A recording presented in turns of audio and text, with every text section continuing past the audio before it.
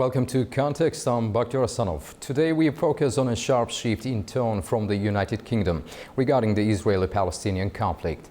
Prime Minister Keir Starmer has declared that the UK will recognize the state of Palestine by September, unless Israel agrees to a ceasefire in Gaza and demonstrates concrete steps toward a lasting peace process.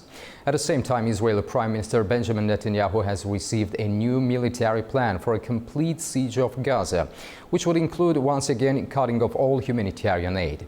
Discussions are reportedly underway within the Israeli government about a full occupation of the Strip and potentially even the annexation of parts of Gaza should Hamas continue to reject ceasefire proposals and hostage release deals. These developments raise urgent and complex questions about the future of the region, international diplomacy and the credibility of the two-state solution.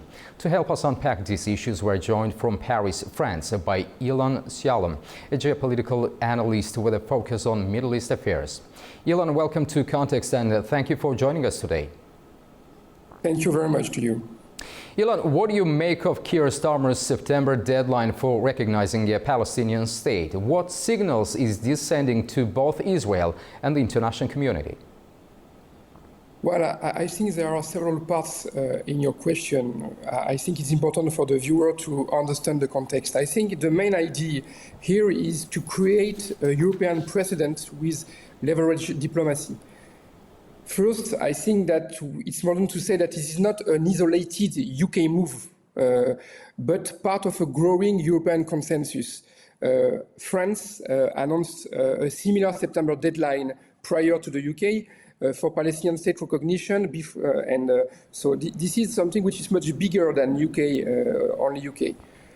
Secondly, the recognition, I guess, is less an endorsement of current Palestinian governance or settled borders. Mm-hmm. This is more a strategic lever to force a return to state negotiations.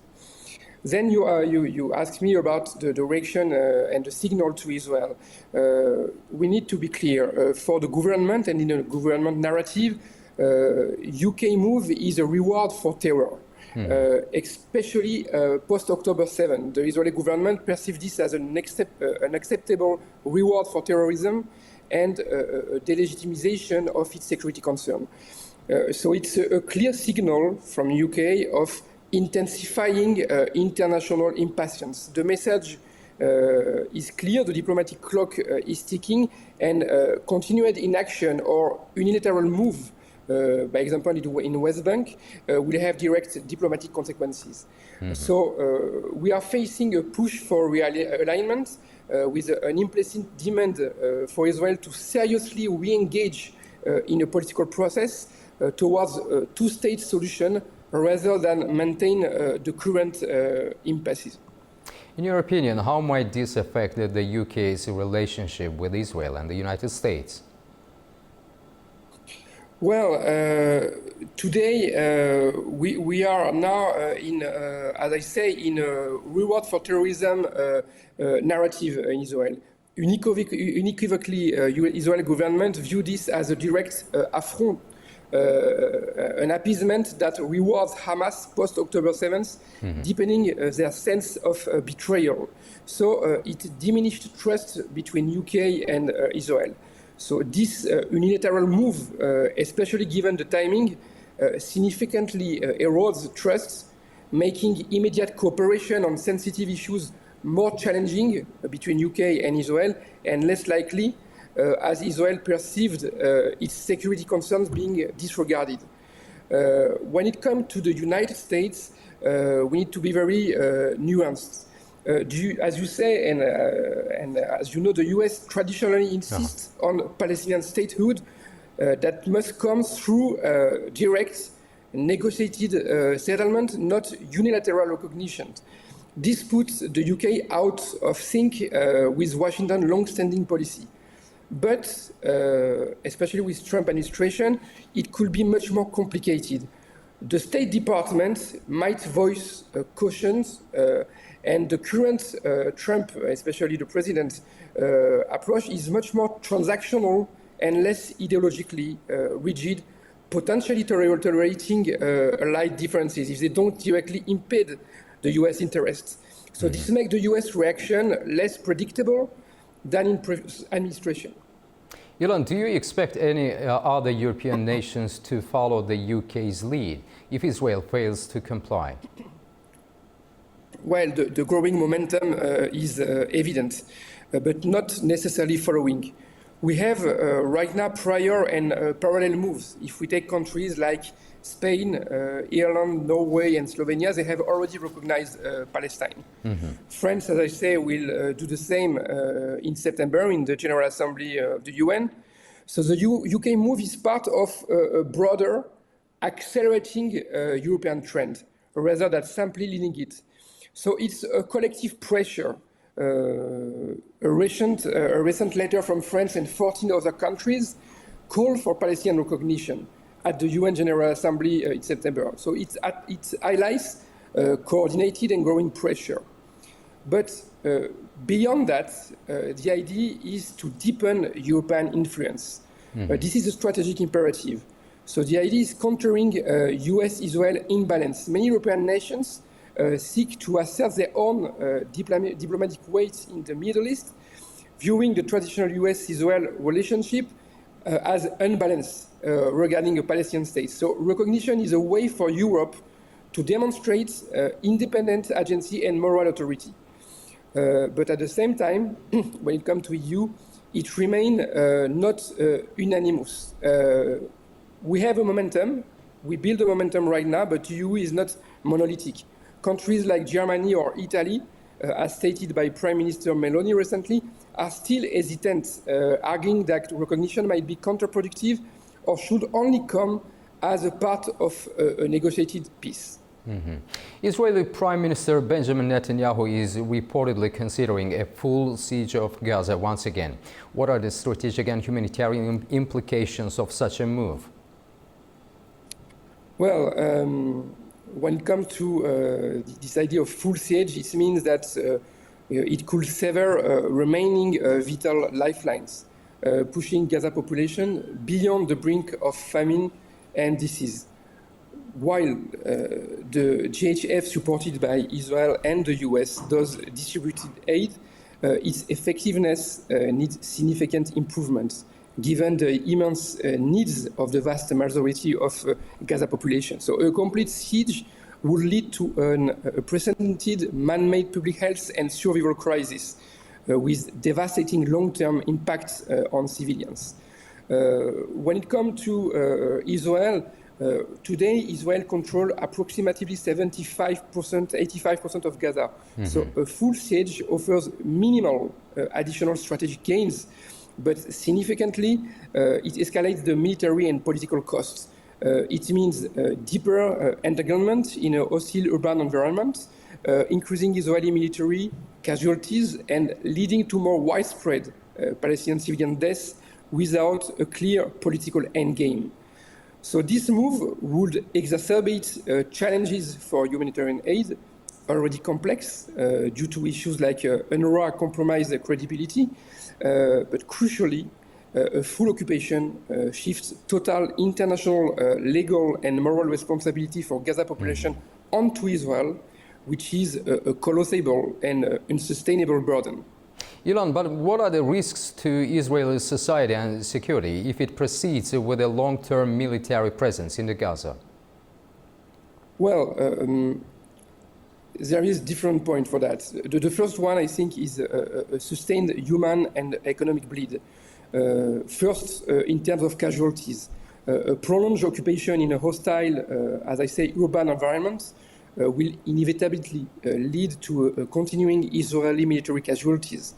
For example, since October 7th, 2023, we have over 459 soldiers that have been killed and over 2,668 wounded. So this constant attrition places an immense burden on Israeli families and society. When it comes to economy, this is an economic strain. The financial cost of maintaining a long-term presence is staggering. Estimates indicate that the war has already cost Israeli billions of dollars, with projected war-related cost potentially reaching $55.6 billion between 2023 and 2025. So it represents about 10% of its economy. So a sustained economy, a sustained occupation will escalate this diverting resources from domestic needs and potentially impacting economic growth for years. But there is another point which is very important. This is the societal militarization and erosion of democratic norms. A permanent security burden would necessitate a prolonged and intensified military service in Israel. This is an impact on a significant portion of Israeli youth and reservists. So it entrenches militarization into daily Israeli life, potentially exacerbating societal divisions and mental health challenges. But, and the last point I think which is very important, this is the erosion of democratic values. Governing a large hostile civilian population through military force risk compromising Israeli democratic values and increasing allegation of human rights abuses, impacting its moral standing internally and internationally. So it entrenches a permanent us versus them mentality, making it harder to envision long-term coexistence or a political solution. So Hamas continues to reject ceasefire and hostage deals. What does this tell us about their strategy and end game? Well, clearly, Hamas used the hostages as their most critical leverage. Some analysts suggest that Hamas believes they are an insurance policy. They are the guarantee that they will survive. So today, to be clear, the estimated 100 hostages are still captive, with about a third believed dead in January 2025. So it forced Israel into negotiations, preventing a complete military victory that could dismantle the group. So without them, without the hostages, Hamas loses its primary bargaining chip and strategic importance. But at the same time, for Hamas, if we move forward, the prolonged conflict is crucial for its long-term survival. Ending the war without significant concessions risks being disarmed or sidelined. By rejecting deals, Hamas aims to exhaust Israel, garner international sympathy for the Palestinian cause, and potentially re-establish its legitimacy and capabilities, even if it's in a reconfigured form. So some reports suggest that Hamas seeks to maintain political influence either directly or by pressuring any new governing entity in Gaza. Ilan, how are regional powers like Egypt, Jordan, Turkey and Qatar reacting to both the UK statement and Israel's evolving strategy? Well, there are two types of perception regarding the UK statement. If we come to Egypt, Jordan and Qatar, they welcome UK move as a step forward toward a two-state solution, as an advance and a move forward on Palestinian statehood. They are, for example, Jordan, they are highly sensitive to displacement and action undermining a two-state solutions, and they are very clear that they are warming against regional instability. But the most critical state right now is Turkey. Why? First, they criticize the UK conditional recognitions as devaluing Palestinian rights. For sure, they strongly condemn the Israeli military operation. This is a constant in the Erdogan statement. And President Erdogan viewing Hamas as a liberation movement and not as a terrorist entity. So Turkey today seeks a role in post-war Gaza, but has alienated Israel with its strong rhetoric. And how is Israeli public opinion reacting to these military plans and the continued war effort in Gaza? Well, there are different points on that. First of all, the Israeli public opinion, they strongly support war aims, but they dupes on absolute victory. A significant majority of Israeli Jews, approximately 80-85% in a September 2024 poll, continue to believe that Hamas' October 7th attack justify current actions. But there is at the same time a growing skepticism about achieving an absolute victory in Gaza, which is to them unlikely, and it reflects, in fact, a realistic assessment of the conflict complexity. At the same time, there is a decline support for Gaza control, which is a shift in governance view. Public support among Israeli Jews for Israel to govern Gaza after the war is declining. This view fell from 50% in 2024 to 42% last May. So few Israelis want Hamas to remain in control, less than 1%, but there is no single alternative preferred up to now. Among Israeli Arabs, 45% believe that Gazans should decide their own governance. So this indicates a growing recognition of the burdens of direct control. Finally, maybe one thing which is very important in the Israeli public opinion, they are prioritizing hostage release, but not at any cost.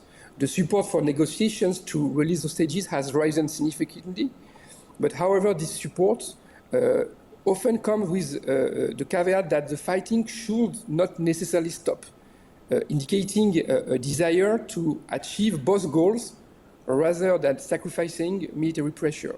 So this, I think, highlights the deep emotional impact of the hostages on public sentiment. Ilan Shalom, thank you very much for your time and insights today. We truly appreciate you joining us from Paris. And thank you to our viewers for staying with us on Context. I'm Bakhtiar Sanov. Stay informed, stay engaged. Until next time.